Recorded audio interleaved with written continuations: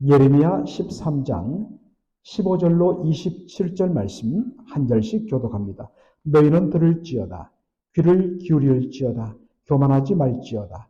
여호와께서 이같이 말씀하시느니라.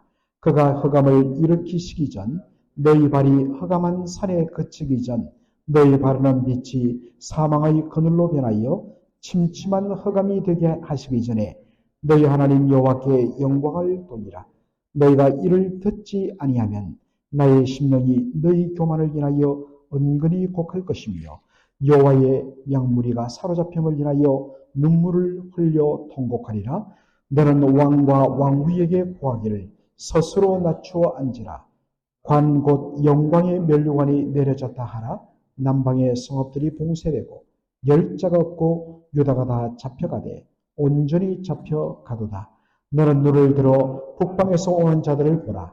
내가 받았던 때 내 아름다운 양떼는 어디 있느냐.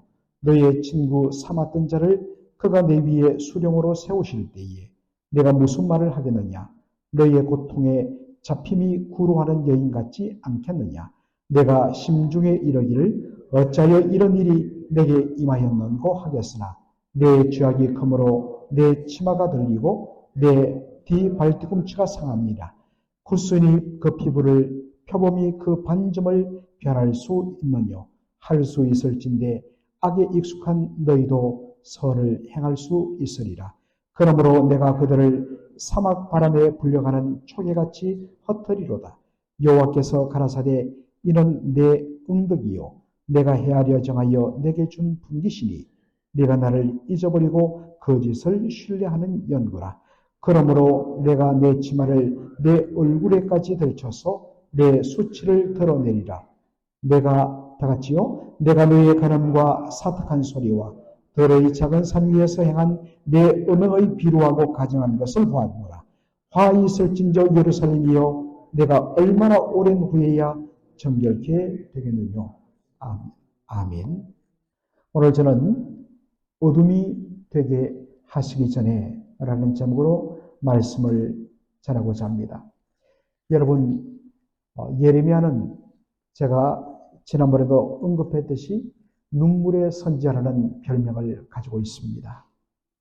그가 왜 눈물의 선지자가 되었을까? 사실 예레미야서를 우리가 처음부터 끝까지 읽어보면 정말 무너지는 예루살렘을 향하여서 눈물을 흘리고 통곡하는 예레미야의 모습을 자주 대합니다. 그리고 따로 예레미야 애가라고 이야기해서 포로로 완전히 끌려가고 나라가 다 무너진 그 모습 앞에서 하나님 앞에 눈물을 흘려 부르짖는 예레미야의 모습을 또 우리가 잘 볼 수 있습니다. 그러나 그가 눈물의 선지자가 된 것, 그것은 다름 아닌 하나님의 심정을 알았기 때문입니다. 예레미야 3장 17절에 보면 교만한 마음을 가지고 계속해서 고집하다가 하나님 앞에 멸망당할 이스라엘을 바라보시는 하나님의 탄식이 나옵니다. 나의 심령이 너희 교만을 인하여 은근히 곡할 것이며 여호와의 양무리가 사로잡힘을 인하여 눈물을 흘려 통곡하리라 라는 표현이 나옵니다. 여러분 여기 보니까 하나님의 마음을 이렇게 고백합니다. 표현합니다.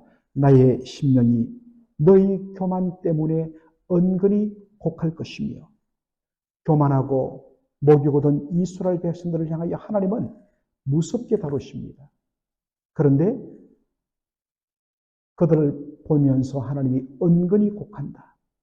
영어 성경을 보면 in secret, 아주 남몰래 비밀스럽게 그렇게 우신다라고 되어 있습니다. 하나님께서는 그들 앞에서는 엄한 모습입니다. 마치 우리 부모들이, 특별히 엄마, 잘못한 자식들, 못된 길로 가는 자식들을 그 앞에서는 정말 무서운 얼굴로 매도들고 야단도 치지만 돌아서서는 억장이 무너지면서 그 못난 자식 때문에 눈물을 흘리는 그 부모의 모습처럼 우리 하나님께서 그렇게 하신다는 것입니다. 저들이 장차 포로로 끌려가 정말 혹독한 고난 가운데 처할 것을 바라보면서 하나님이 통곡하신다는 것입니다. 이것이 유다 백성들과 그리고 예루살렘 거민을 향하신 하나님 여호와 하나님의 심정이라고 성경은 말합니다. 이것을 알기 때문에 역시 예레미야도 겉으로는 그 범죄하고 타락한 이스라엘을 향하여서 예루살렘을 향하여서 정말 혹독하게 하나님의 진노의 말씀을 전하지만 멸망의 말씀을 전하지만 뒤돌아서서는 동족 이스라엘의 그 장차당할 그 무서운 재앙과 진노를 생각하면서 정말 가슴을 치면서 저렇게 하면 안 되는데 우는 바로 그 모습을 우리가 보게 됩니다. 사랑하는 성도 여러분, 우리가 하나님의 심정으로 우리가 대해야 합니다. 여러분, 하나님의 심정을 여러분 가지고 계십니까? 하나님의 심정만 가지면 문제는 해결됩니다. 그런데 내 심정으로 모든 것을 대하려니까 사실은 내가 내 작은 마음이 감당이 안 돼요. 그래서 오히려 내 스스로 무너지는 것을 보게 됩니다. 그러므로 여러분 오늘 이 새벽에 예레미야가 하나님의 심정을 깨닫고 정말 예루살렘 그 범죄하고 타락하고 고집하는 그들을 향하여 눈물로 통곡했던 것처럼 여러분 하나님의 심정을 깨닫게 하여 주시옵소서. 그렇게 기도하기를 꼭 부탁을 드립니다. 하나님께서 예레미야를 통하여 교만한 예루살렘에게 말씀을 하는데 15절 보니까 너희는 들을지어다 귀를 기울일지어다 교만하지 말지어다 여호와께서 이같이 말씀하시느니라. 여러분 들을지어다 귀를 기울일지어다 그 다음에 교만하지 말지어다. 여러분 왜 이렇게 말씀을 하셨을까? 여러분 이 말씀 속에서 먼저 확인할 것은 교만과 겸손의 판단 기준입니다. 사람들은 저것이 겸손이지, 저게 교만이지. 그런데 성경에서 말하는 교만과 겸손의 판단 기준은 하나님의 말씀에 대한 반응 여부입니다. 교만한 자는 하나님의 말씀을 외면하고 거부합니다. 자기 고집대로 살아갑니다. 그것을 성경은 교만이라고 이야기합니다. 교만은 패망의 선봉이요 넘어짐의 앞잡이라고 말씀합니다. 반면 겸손한 자는 하나님의 말씀 앞에 내 뜻, 내 주장, 내 생각, 심지어는 나의 답답함과 억울함까지도 다 내려놓습니다. 그리고 먼저 자신을 살핍니다. 철두철미하게 말씀 앞에 자신을 내려놓고 하나님 말씀에 순종하는 것. 이것이 진짜 겸손입니다. 그러므로 겸손한 하나님의 말씀을 듣는 것으로부터 거기에 귀를 기울이는 것부터 시작되는 것을 보게 됩니다. 오늘 본문에 보니까 하나님의 말씀을 듣지 않고 귀를 기울이지 않고 자기 주장과 자기 고집대로 그렇게 살아가는 예루살렘 거민들 그리고 유다 백성들에 대하여서 이렇게 호소를 합니다. 16절에 보니까 그가 하나님께서 흑암을 일으키시기 전 너희 발이 흑암한 산에 거치기 전 걸려 넘어지기 전 너희 바르는 빛이 사망의 그늘로 변하여 침침한 흑암이 되게 하시기 전에 너희 하나님께 영광을 돌리라. 여러분 하나님께 영광을 돌린다는 것이 무엇이겠습니까? 우리 나름대로 머릿속에 그려지는 개념이 있습니다.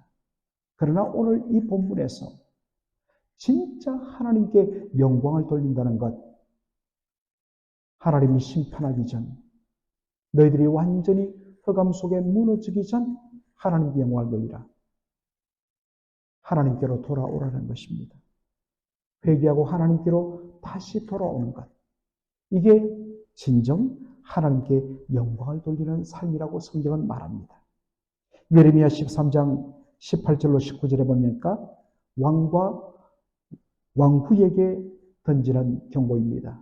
그런데 여기 보니까 왕후라는 말이 우리 한글 성경에는 왕후, 왕비처럼 되어 있는데 영어 성경을 보면 바로 Queen Mother, 즉 왕의 어머니, 모후, 우리 한국식으로 말하면 대비를 가리키는 것입니다. 여기 왕과 왕의 모후는 특별히 여호야긴 왕과 그의 어머니 너우수다를 가리킵니다. 여러분, 여호야긴이 누굽니까?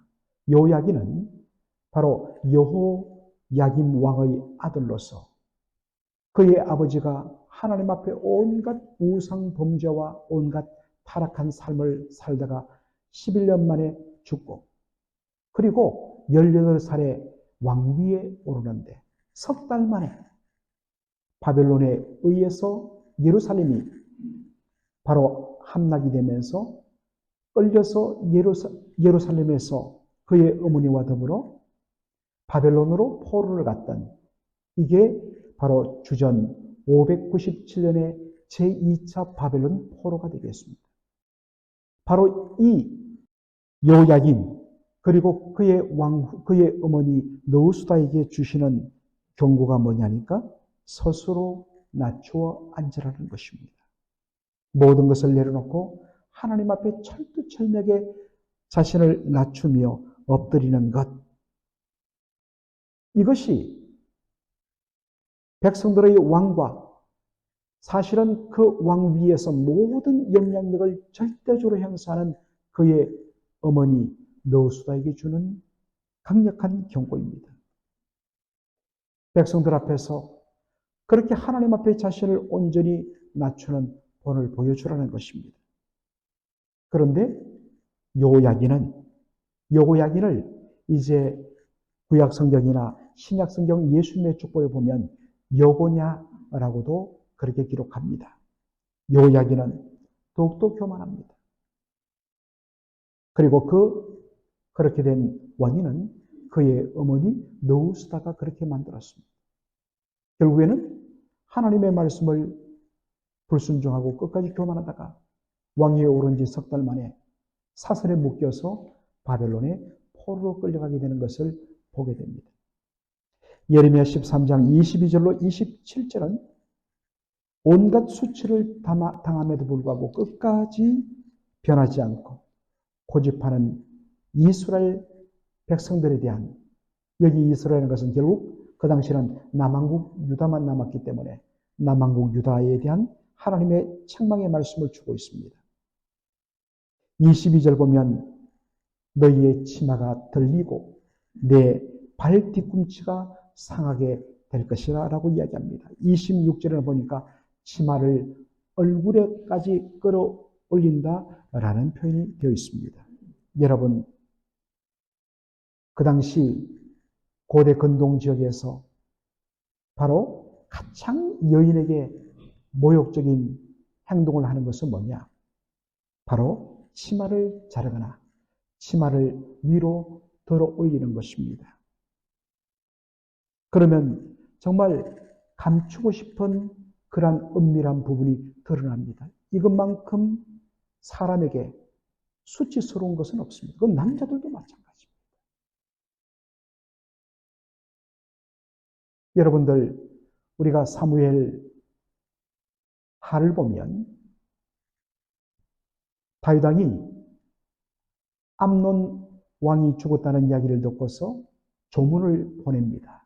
사신을 보내는데 그 암논 왕의 아들이 왕위 계승자가 그 조문하러 보낸 다윗의 사신들을 어떻게 합니까? 그들의 중동 볼기까지 자른 후에 그리고 수염을 자른 후에 되돌려보냈다.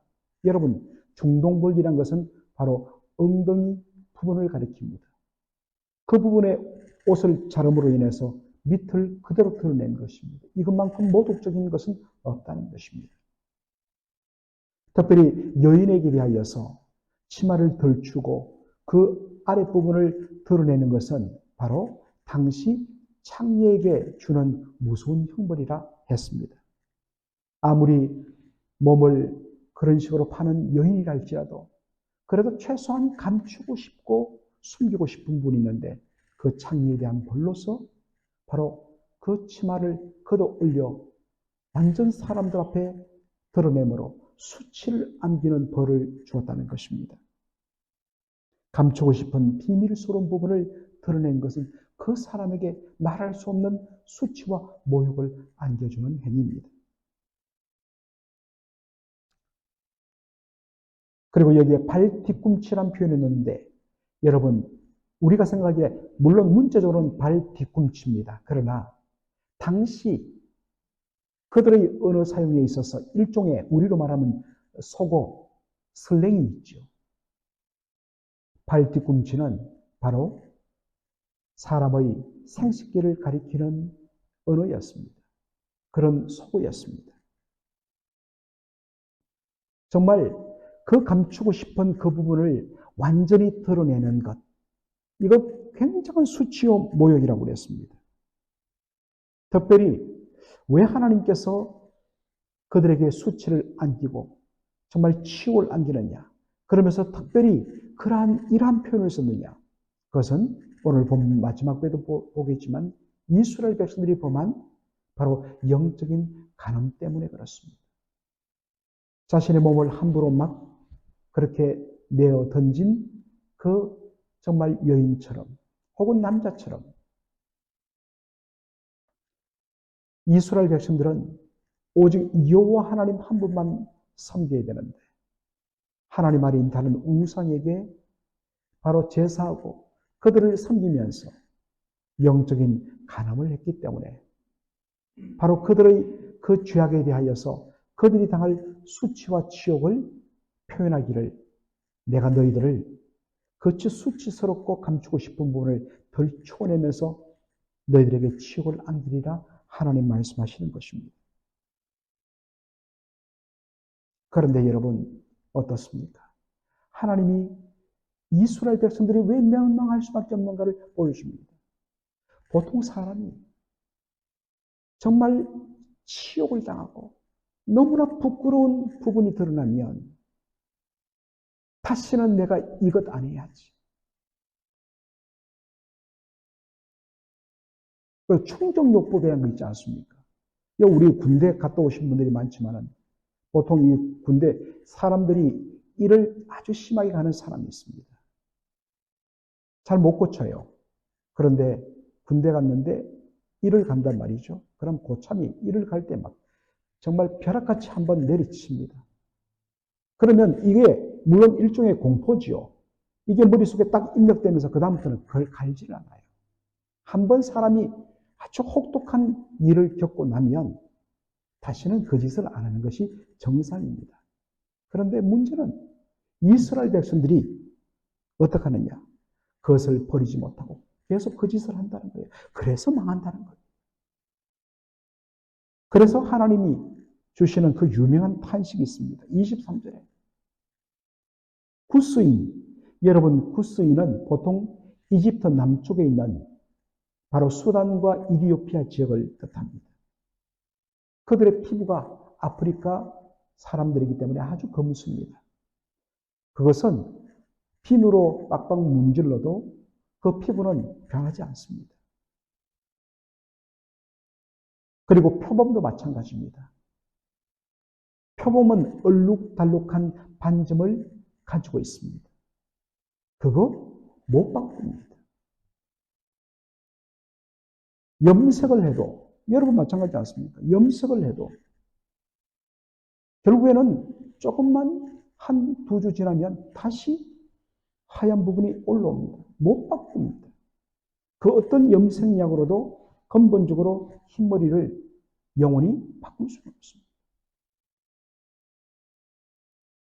하나님께서 오죽하면 구스인이 어찌 그 피부를 바꿀 수 있으며 표범이 어찌 그 반점을 얼룩달룩한 반점을 변하게 할 수 있느냐. 변할 수 있다면 이스라엘 백성들도 바뀌리라. 여러분, 하나님이 오죽하면 그런 말씀을 하겠습니까? 그래서 망한다는 겁니다. 그토록 부끄러움을 당하고 그토록 수치를 당했으면 이제 제발 정신 좀 차릴 만한데